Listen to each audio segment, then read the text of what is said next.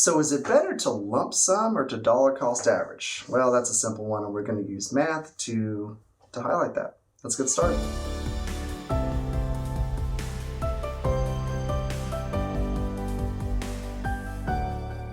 Hey everybody, Bill Drexler here, and if I haven't met you yet, I'm a certified financial planner, and in this video we're talking about lump sum investing versus dollar cost averaging.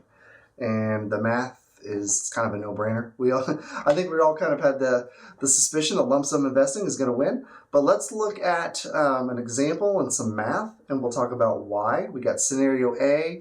In a prior video I talked about dollar cost averaging, and we used a gentleman by the name of John. We're going to talk about John again. So in the prior example, in scenario A, John is dollar cost averaging $100 a month, and let's say he does that for 21 years.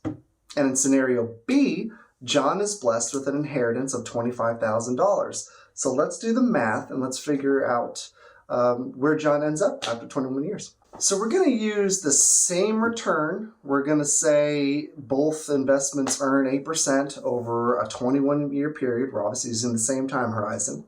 And if we do a very quick time value calculation of money, we find out that the lump sum amount comes out to $125,845.84, whereas the dollar cost averaging comes out to $60,507.50. Still a great investment, great return.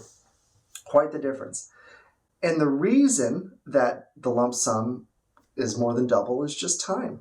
I've talked in a prior video about time being our most precious value when it comes to investing, and also the power of compounding. So I'm going to include those two videos in the description to check out, but I wanted to use this illustration as an example of the power of lump sum and dollar cost averaging. Now obviously we don't always get a big lump sum of cash that we can just throw into an investment, and sometimes it wouldn't be prudent to do so. However, if you are in a position, it warrants the conversation to have with a certified financial planner and an accountant to do. So anyway, I hope that this helped. Check out those other two videos. If you like it, like, subscribe, and share. Look forward to seeing you all in the next video. And until then, be good to yourself and good to others. Have a good one.